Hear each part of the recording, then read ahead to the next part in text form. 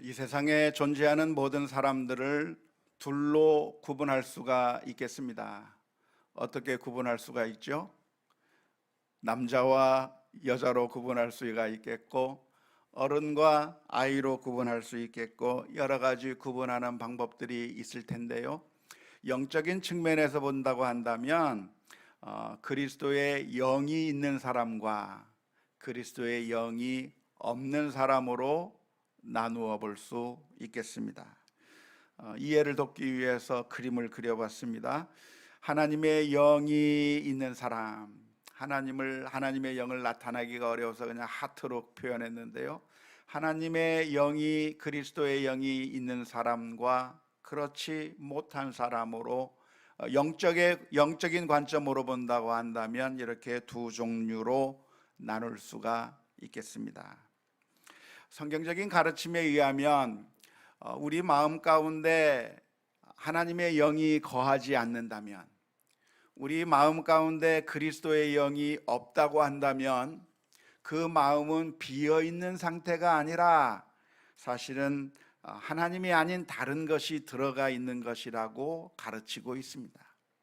우리의 마음이라고 하는 것은 비어 있을 수가 없기 때문에 하나님의 영, 그리스도의 영이 있다고 한다면 그리스도의 사람이 되겠지만, 그러나 하나님의 영이 아닌, 그리스도의 영이 아닌 것이 들어있다고 한다면 우리는 하나님의 사람이 될 수가 없고 사탄이 우리들을 지배한다고 말해도 과언이 아닐 것입니다. 만일 우리가 하나님의 영이 우리 안에 계신다고 한다면 어떤 결과가 빚어지게 되는 것일까요? 우리 안에 그리스도의 영이 있다고 한다면 어떤 일이 벌어지게 되는 것일까요? 오늘 읽은 로마서 8장 11절 말씀은 이렇게 표현하고 있습니다. 예수를 죽은 자 가운데서 살리신 이의 영이 너희 안에 거하시면, 그리스도 예수를 죽은 자 가운데서 살리신 이가 너희 안에 거하시는 그의 영으로 말미암아 너희 죽을 몸도 살리시리라. 하나님의 영이 우리 안에 거하시게 된다면 우리의 죽을 몸도 다시 살아나게 된다고 표현하고 있습니다. 이것은 아주 놀라운 소식입니다. 우리의 육신이라고 하는 것은 날마다 하나씩 그 기능을 잃어갈 수밖에 없어요. 옛날 젊었을 때에는 무엇을 해도 피곤치 않았을 텐데 나이를 먹어가면서 그 기능이 하나씩 망가져 버리고 있고, 결국에는 우리의 육신은 죽어버릴 것이고 썩어져 버리게 될 거라고 하는 것을 우리는 모두가 다 알고 있습니다. 우리의 육신이라고 하는 것은 나아지는 것이 아니라 계속해서 죽음을 향해서, 썩음을 향해서 갈 수밖에 없는 게 우리의 육신이라고 할 수밖에 없습니다. 왜 우리의 육신은 썩어져 가는 것일까요? 왜 우리의 육신은 망가져 버릴 수밖에 없는 것이고 결국에는 죽을 수밖에 없는 것일까요? 그것은 원래 하나님께서 그렇게 만드셨기 때문이 아닙니다. 하나님께서 원래 인간을 창조하실 때에는 하나님과 영원히 교제하며 행복을 누리며 살 수 있도록 만들어 놓았지만, 그러나 죄가 이 세상에 들어오게 됨으로 말미암아 모든 것이 망가져 버렸고 결국 죽음을 향해서 달려갈 수밖에 없는 게 우리들의 육신이라고 할 수밖에 없고, 누가 먼저 그렇게 되느냐, 나중에 그렇게 되느냐의 차이일 뿐, 그 어떤 사람도 예외 없이 우리의 육신은 자꾸만 후패해져 갈 수밖에 없고 약해져 갈 수밖에 없고 결국에는 썩어지고 무덤에 묻힐 수밖에 없는 게 우리의 인생이라고 할 수밖에 없습니다. 하지만 그런 우리를 향해서 로마서 8장 11절 말씀에서는 아주 놀라운 소식을 전해주고 있는 겁니다. 로마서 8장 11절의 말씀 가운데서 그리스도를 살리신 하나님의 영이, 그 영이 우리 안에 거하시게 된다면, 그러면 그 영으로 말미암아 우리의 죽을 몸도 다시 살리실 것이라고 말씀해 주고 계십니다. 어떻게 하나님의 영이 우리들의 몸을 살리시는 것일까요? 예수님을 다시 살리셨던 것처럼, 그 옛날 예수님이 십자가에 못 박혀 죽으셨으나, 그리고 장사 지낸 바 되었으나 다시 3일 만에 부활하게 만드신 것처럼 우리들도 다시 부활하게 될 것이라고 가르치고 있는 것입니다. 우리의 몸이 다시 살아나기 위해서는 두 가지 전제가 있어야 할 것입니다. 첫 번째 전제는 무엇일까요? 예수 그리스도께서 죽었으나 다시 살아났다고 하는 것이 사실이라고 하는 전제입니다. 우리의 몸을 살리시는데 어떻게 살리실 것인가? 예수님을 살리셨던 것처럼 우리도 살리실 거라고 했으니까, 예수님이 살아나신 그것이 진실이어야만, 예수님께서 다시 부활하신 것이 사실이어야만 우리의 몸도 다시 살아날 거라고 하는 사실을 믿을 수가 있는 것이죠.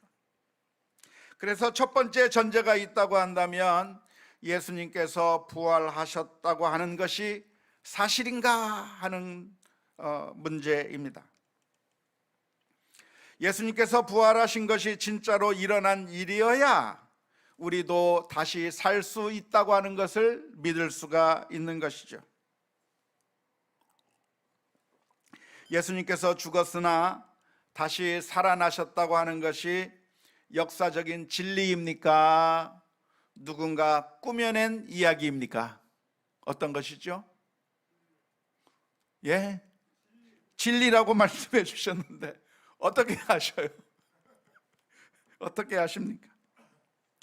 안타깝게도 우리들은 그때의 그 사건으로부터 2000년이나 후대에 살고 있습니다. 시간적 간격이 있기 때문에 우리 가운데 그 누구도 예수님께서 직접 부활하셨다고 하는 사실을 목격한 사람은 없습니다. 저도 못 봤어요. 보지도 못했는데, 우리가 직접 경험한 것도 아닌데 예수님께서 부활하셨다고 하는 사실을 믿을 만한 그런 이유가 우리에게 있을까요? 우리가 직접 목격할 수 없었다고 한다면 그 부활에 대해서 증언했던 그 증언이 과연 믿을 만한가라고 하는 것을 따져보아야 할 것입니다. 누군가 증언을 했다고 한다면 그 증언이 참된 증언인가, 믿을 만한 증언인가, 믿을 수 없는 신빙성이 결여된 증언인가를 따져봐야 되는 것이죠. 왜냐하면 이 세상에는 수많은 증언들이 있는데 거짓 증언들이 너무나도 많아요.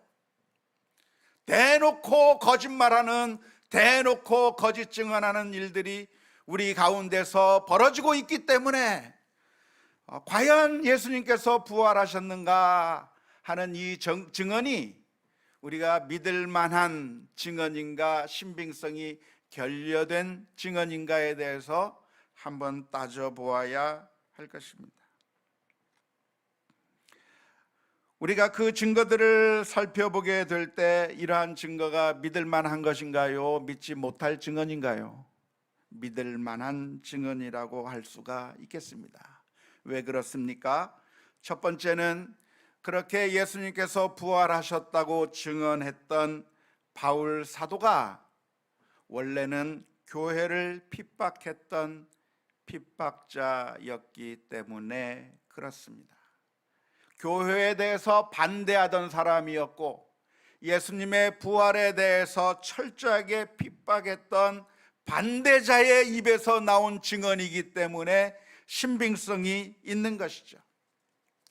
열렬한 지지자의 증언은 믿기가 어려운 것이죠. 신빙성이 떨어지는 것입니다. 경기를 하는데 우리 편과 상대편이 경기를 하는데 애매한 판정이 있습니다.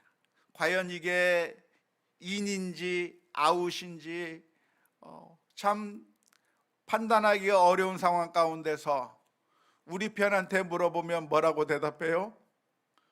그거 인이라고 대답하는 거예요. 우리 편에 유리한 대로 증언하는 겁니다. 내가 두 눈으로 확실하게 봤다, 저거 인이다라고 이야기를 하는 거죠. 하지만 상대편에게 물어보면 아웃이라고 이야기를 하는 겁니다. 자기 편에 유리한 대로 봤다고 이야기하는 겁니다. 똑같은 것을 보면서도 우리 편이냐 우리 편이 아니냐에 따라, 열렬한 지지자냐 반대파냐에 따라 그 보는 시각이 달라질 수밖에 없는 것이, 그게 사람의 눈인 것이죠. 따라서 만일 열렬한 신앙인이었고 열렬한 지지자였다고 한다면 아무리 열렬하게 증언한다고 할지라도 그 증언에 대해서 의심해 볼 필요가 있는 것이죠. 왜냐하면 객관적인 증언이 아니기 때문이고, 내가 한번 우리 편이 되었다고 한다면 우리 편에 유리한 방식으로 믿으려고 하는 그런 경향이 우리들에게 있기 때문에 그렇습니다. 하지만 우리가 바울 사도의 증언을 믿을 만한 이유가 무엇일까요? 그것은 바로 바울 사도는 신앙을 가지고 있었던 교회의 일원 가운데서 있었던 사람이 아니라 기독교 신앙을 박해하고 핍박하던 반대자였기 때문에 그의 증언을 믿을 만하게 되는 것이죠. 무조건 좋게 봐주려고 하는 열렬한 지지자가 아니었고, 의심하고 또 의심하고 또 의심하면서 철저하게 교회를 박해했던 그가 어느 날 완전히 변화하여 예수님의 부활에 대해서 증언하고 다녔기 때문에 이 바울 사도의 증언은 믿을 만한 것이라고 볼 수가 있겠습니다. 두 번째로 이 바울 사도의 증언을 믿을 만하다고 볼 수 있는 이유가 무엇일까요? 그것은 이렇게 바울 사도가 태도를 바꿈으로 인해서 바울 사도가 얻은 것은 아무것도 없었기 때문에 그렇습니다.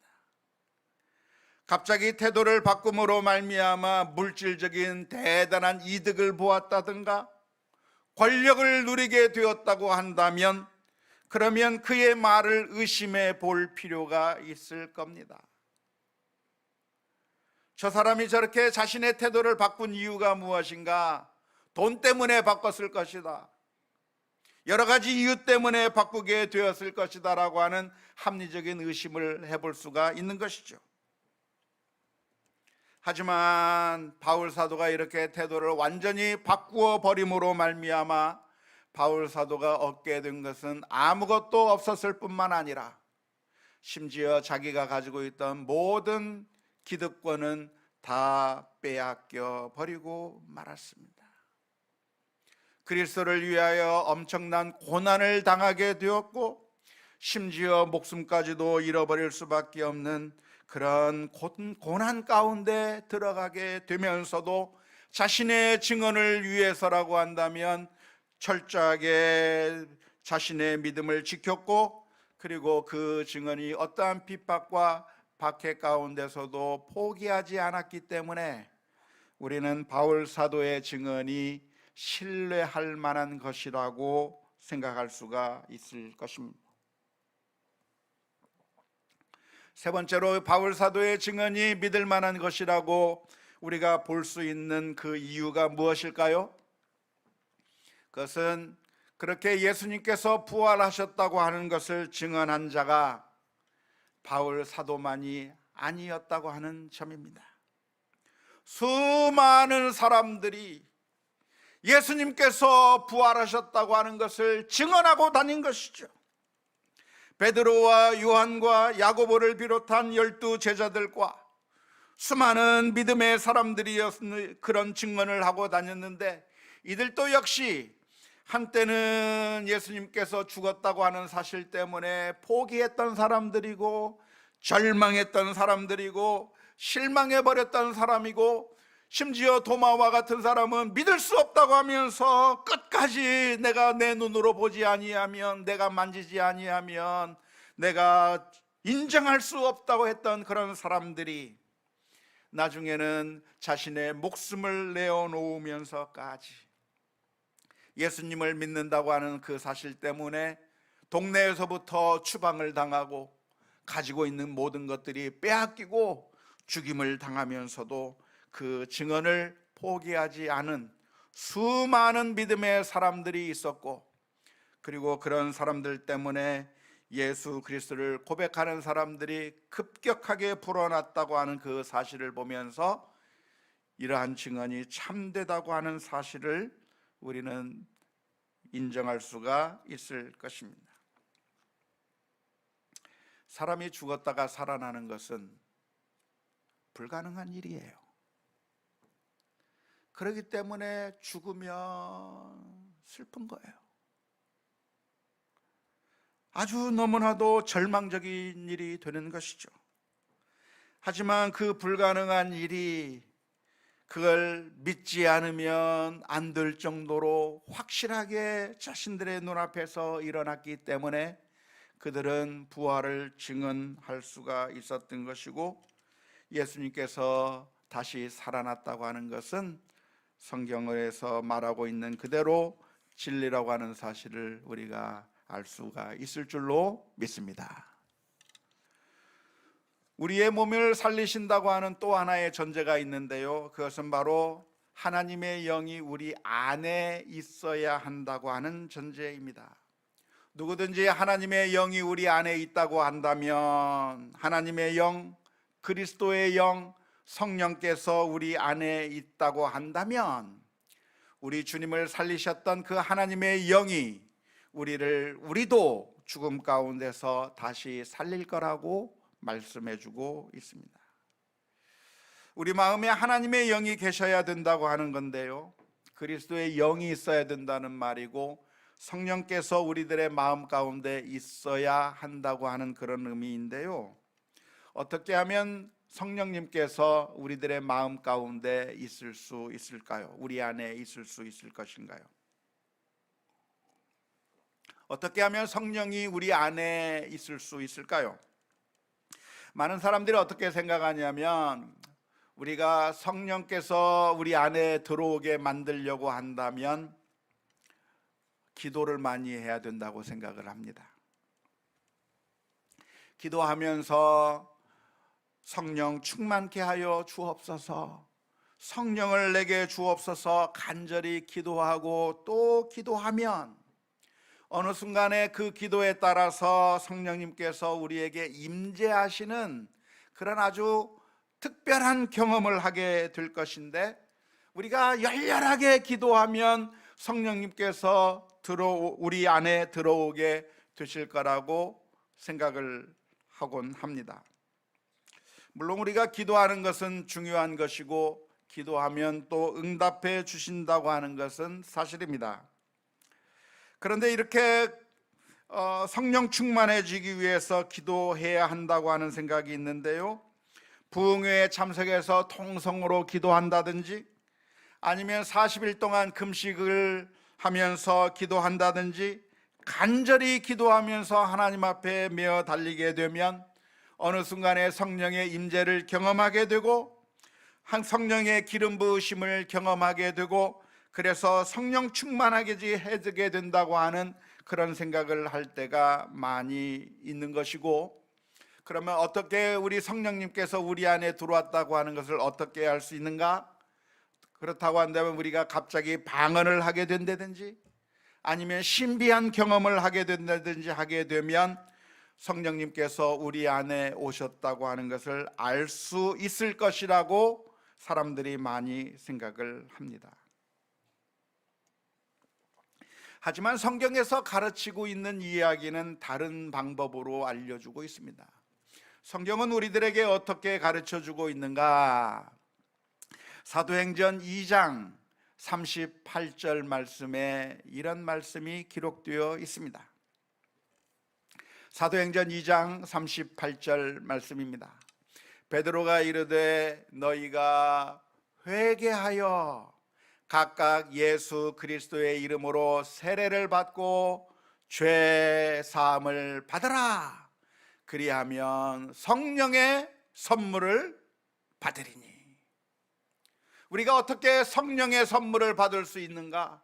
어떻게 우리 마음 가운데 하나님의 영이 임재할 수 있겠는가? 그 방법을 베드로 사도는 이야기하는데 무슨 이야기를 하냐면, 회개하고 예수님을 믿으면 성령께서 우리 안에 들어오신다고 하는 것입니다. 우리가 회개할 때 하나님의 영이 우리 안에 임재한다고 하는 것인데요, 회개한다고 하는 것이 무슨 말일까요? 회개한다고 하는 것에 대해서 한번 그림을 한번 봤으면 좋겠는데, 우리는 생각하기를 회개라고 하는 것은 우리의 과거의 잘못을 뉘우치는 것이 회개라고 생각을 합니다. 물론 그런 요소가 반드시 있어야 되는 것이죠. 하지만 회개라고 하는 것은 내가 잘못했구나, 내가 이런 나쁜 짓을 했구나 라고 뉘우치는 것만이 그것이 회개가 아니라, 더 나아가서 지금까지 하던 삶을 완전히 바꾸는 것입니다.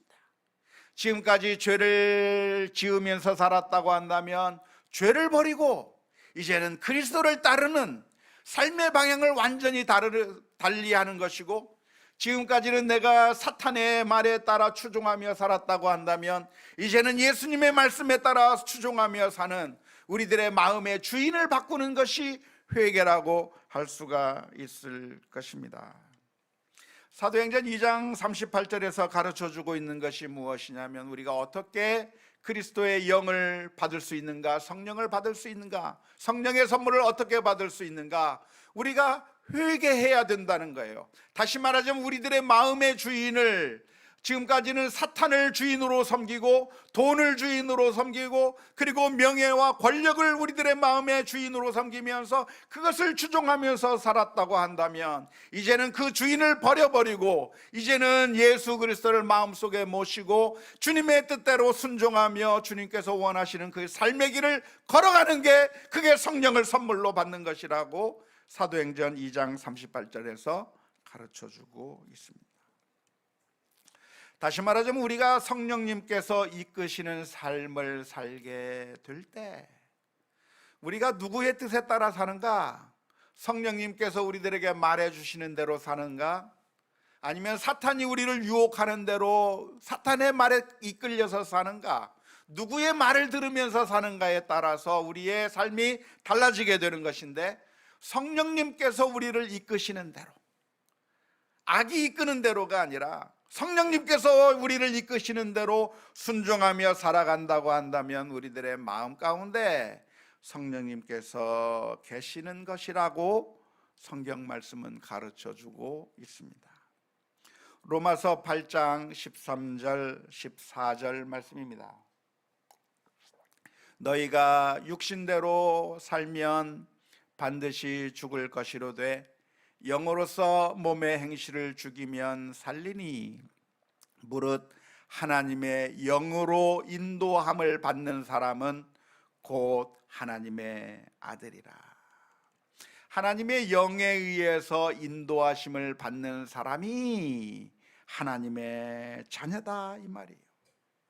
우리 성령님께서는, 우리 주님께서는 우리들의 마음의 문을 두드리고 계시죠. 우리 주님께서는 전능하신 주님이시기 때문에 우리들의 마음의 문을 박살내버리고 강압적으로 들어오실 수 있는 능력이 계시지만, 그러나 우리 주님께서는 그런 방법을 사용하시는 것이 아니라 우리들의 마음문 밖에서 우리들의 마음의 문을 노크하고 계시는 겁니다. 요한계시록 3장 20절의 말씀에 이렇게 기록하고 있습니다.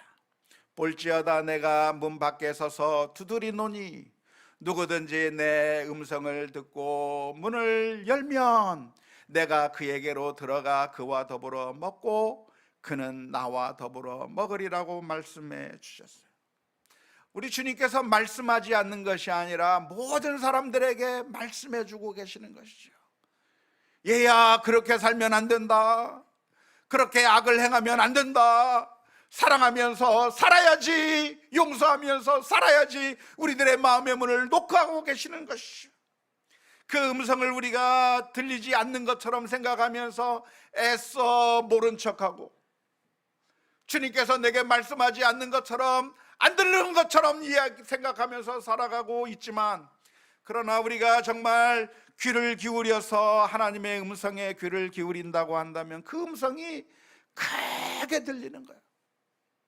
주님의 음성이 크게 들리고, 그 주님의 음성을 들을 때 우리들의 마음의 문을 열고 주님의 뜻에 따라 순종하게 된다고 한다면, 그 순종으로 결단하는 의지가 우리가 결단하게 될 때, 그때 성령님께서 우리들의 마음 가운데 들어와 좌정하시고 우리의 마음을 주장해 주시는 것이 되는 것이죠. 그게 바로 우리가 예수님을 영접하는 것이고 주님을 받아들이는 것입니다. 요한복음 1장 12절의 말씀에 이렇게 기록합니다. 영접하는 자, 곧 그 이름을 믿는 자들에게는 하나님의 자녀가 되는 권세를 주셨다고 말씀해 주셨습니다. 그 이름을 믿는 자, 예수님을 믿는다고 하는 것은, 예수님을 믿는다고 하는 것은 예수님을 영접하는 것을 의미합니다. 우리들의 마음에 받아들이는 것을 의미하는 것이고, 하나님을 우리의 주님으로 모시는 것이고, 그리스도의 영이, 하나님의 영이, 성령이 우리들을 지배하고 우리들의 생각을 지배하게 만드는 것이, 주님의 그 뜻에 순종하는 게 성령님을 받아들이는 것이라고 할 수 있을 것입니다. 만일 우리들의 마음 가운데, 우리 안에 하나님의 영이 계시다고 한다면 어떤 현상이 나타나게 되는 것일까요? 우리 안에 하나님의 영이 계시다고 하는 사실은 어떤 현상으로 드러나게 되는 것일까요? 방언을 말하는 걸로 나타날 거라고 많은 사람들이 생각하지만, 그것은 일부 사람들에게 주시는 은사이지 모든 사람들에게 똑같이 나타나는 것이라고 할 수가 없겠습니다. 모든 사람들에게 똑같이 나타나는, 성령님께서 임재하셨을 때, 우리 마음 가운데 오셨을 때 드러나게 되는 현상이 있다고 한다면 어떤 현상이 있습니까? 로마서 8장 13절 말씀은 이렇게 기록합니다. 너희가 육신대로 살면 반드시 죽을 것이로되 영으로서 몸의 행실을 죽이면 살리니. 다시 말하자면, 주의 성령이 우리 안에 있다고 한다면 몸의 행실을 죽이는 것으로 나타나게 되는 것이죠. 죄를 짓지 않고 악한 일을 하지 않고 하나님께서 기뻐하시는 일을 하게 된다고 하는 의미입니다. 물론 우리가 완벽해진다고 하는 그런 의미는 아닐 겁니다. 왜냐하면 우리가 완벽해지는 것은 저 천국에 가서야 비로소 완벽해질 것이기 때문에 그렇습니다. 여전히 넘어지고 여전히 실수하고 여전히 잘못된 길로 갈 수도 있겠지만, 그러나 주의 성령께서 우리 안에 계시다고 한다면 죄를 즐기고 기뻐하는 것이 아니라 죄를 미워하는 마음이 드는 것이고, 하나님께서 기뻐하시는 일을 하게 되는 것이라고 하는 것이죠. 거룩을 사모하는 마음이 생기게 되는 것입니다. 두 번째로 어떤 현상이 나타나게 되는가? 로마서 8장 15절의 말씀에서는 이렇게 기록합니다. 너희는 다시 무서워하는 종의 영을 받지 아니하고 양자의 영을 받았으므로 우리가 아빠 아버지라고 부르짖느니라. 성령님께서 우리 안에 계시다고 한다면 하나님을 어떻게 부를 수 있는가? 아빠라고 부를 수 있다고 하는 겁니다. 아빠라고 부른다고 하는 이야기는 단순히 그렇게 우리가 호칭을 그렇게 부른다고 하는 것이 아니라, 하나님을 아버지로 모시고 그 아버지됨을 누린다고 하는 의미죠. 아버지를 의지하고 아버지를 신뢰하고 아버지와 동행하게 되는 삶을 살게 된다는 것이죠. 하나님이 진짜 나의 아버지인 것처럼 하나님을 의지하며 신뢰하며 살아가는 결과가 나타나게 되는 것이죠. 무서워 벌벌 떠는 것이 아니라, 이 세상에 살면서 두려움 가운데 사는 것이 아니라, 하나님이 나의 아버지라고 하는 사실을 믿으면서 담대하게 살게 되는 그런 결과가 나타나게 되는 것입니다. 하나님의 영이 계시다고 한다면 결국 우리들의 몸을 다시 살리실 것이라고 하는 것이 오늘 읽은 로마서 8장 11절의 말씀입니다. 여러분은 예수 그리스도를 마음속에 모시고 계십니까? 아멘. 하나님의 영이 계시면 우리의 몸을 다시 살리실 거다. 우리의 몸은 썩어질 수밖에 없고 망가질 수밖에 없는데, 그런데 하나님의 영이 계시면 우리를 다시 살리실 거라고 하는 로마서 8장 11절의 말씀을 보면서 우리는 어떤 결론을 내릴 수 있겠습니까? 첫 번째는 우리의 몸이 자꾸만 망가져가고 우리의 몸이 자꾸만 후패해져가고 심지어 사망하게 되고 썩어져가고 무덤에 묻힌다 할지라도 우리는 절망할 게 아닙니다. 우리의 몸이라고 하는 것은 늘 망가져요. 옛날에는 건장했는데 이제는 허리도 아프고 이제는 다리도 아프고 이제는 예전처럼 움직일 수 없는 상황들이 자꾸만 생겨가요. 아직 안 생긴 사람은 조금만 기다려 보세요. 그렇게 돼요. 우리의 몸이라고 하는 것은 영원히 건장한 게 아니에요. 결국에는 못 쓰게 되고 결국에는 망가지고 결국에는 문드러지고 결국에는 죽어서 썩어지고 묻힐 수밖에 없는 게 우리들의 육신이에요. 그런데 로마서 8장 11절의 말씀에 무슨 얘기를 하고 있냐면 하나님의 영이 너희 안에 거하시면 예수님을 살리신 그분께서 우리도 다시 살릴 것이다 말씀하고 계셔요. 따라서 우리가 우리의 몸을 바라보면 절망적일 수 있어요. 우리의 몸을 바라보면 한숨이 나올 때가 있어요. 하지만 우리가 우리의 모습을 보면서 절망할 게 아니라, 우리의 인생이 이것으로 끝나는 것이 아니라 하나님이 우리를 사랑하시며 다시 일으키시는 부활의 소망이 있고 우리가 부활의 몸을 가질 거라고 하는 그 사실을 기억하면서 소망으로 주님을 바라볼 수 있는 우리 모두가 다 될 수 있기를 주님의 이름으로 축원합니다.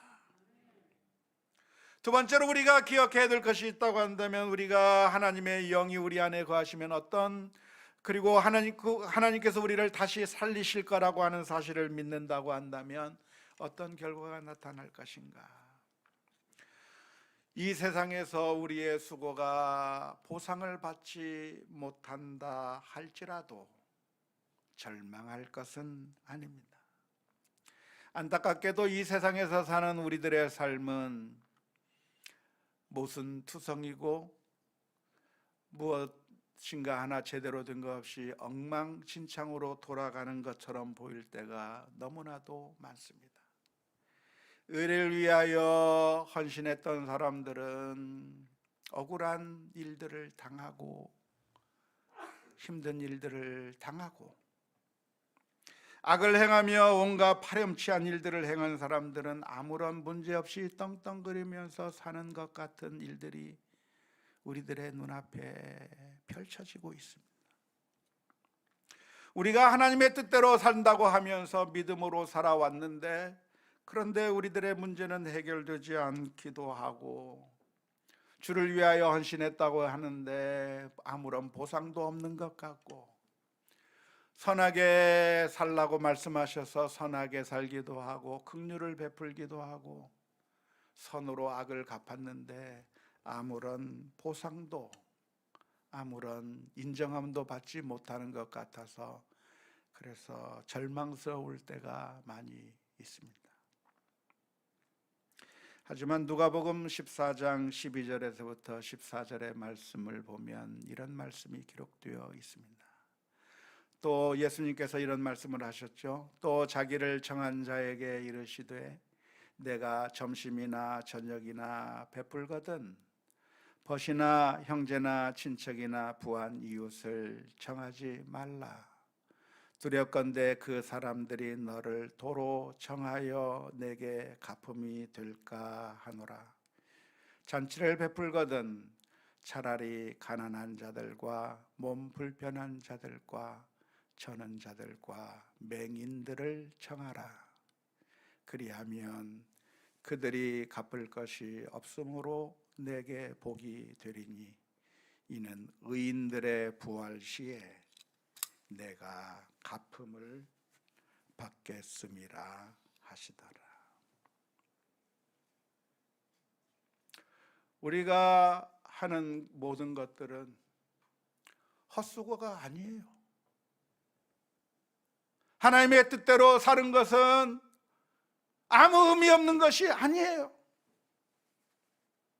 아무도 인정해 주지 않고 아무도 박수 쳐주지 않고 아무도 나를 알아주지 않는 것처럼 보인다고 할지라도 하나님의 영이 있는 자들을 하나님께서 예수님을 살리셨던 것처럼 우리도 다시 살리실 것을 믿는다고 한다면 결국 그 마지막 날에 하나님께서 모든 것을 갚아 주실 줄로 믿습니다. 바리새인들처럼 이 땅에서 받을 보상에 갈망하지 마십시오. 그것은 저 하늘의 상급을 잃어버리는 것입니다. 우리가 바라보아야 할 것은 저 하늘의 상급을 바라보아야 할 것이고, 이 땅에서는 아무런 보상도 없고, 이 땅에서는 그 누구도 알아주지 않고, 이 땅에서는 무시를 당하는 것처럼 보인다고 할지라도 마지막 날에 부활의 때에 하나님께서 갚으실 것이다 라고 하는 이 말씀을 기억하면서 믿음으로 살아가는 우리 모두가 다 될 수 있기를 주님의 이름으로 축원합니다. 바로 그 사랑이 우리 주님께서 우리를 향해서 베풀어 주신 사랑입니다. 우리로부터 받기를 위해서가 아니라, 아니 우리는 하나님의 원수가 된 자였고 하나님의 뜻대로 살지 않았을 뿐만 아니라 하나님의 뜻과는 정반대의 길로 걸어간 하나님의 원수가 된 자들을 위하여 예수님께서는 우리를 건지시기 위하여 이 세상에 오셨습니다. 그리고 우리를 위하여 자신의 모든 것을 다 내어주셨어요. 수치를 당하시고 모욕을 당하시고 침뱉음을 당하며 우리를 건져주시는 그 놀라운 사랑을 저와 여러분들을 위해서 베풀어 주신 것입니다. 얼마 전 미국에 있었던 일입니다. 미국의 어린이들의 야구 경기가 있었는데요, 초등학교 학생들, 중학교 학생들을 이었을 거라고 생각이 되는데, 미국의 리틀 야구 월드 시리즈 지역 예선전이 있었다고 합니다. 오클라호마 팀과 텍사스 이스트 팀이 서로 맞붙는 자리였는데요, 텍사스 이스트 팀의 쉘턴이라고 하는 투수가 공을 던지는 가운데 자비스라고 하는 오클라호마 타자가 공을 치기 위해서 타석에 섰을 때였습니다. 그런데 투수가 던진 공이 자비스 타자의 헬멧에 정통으로 맞아 버렸습니다.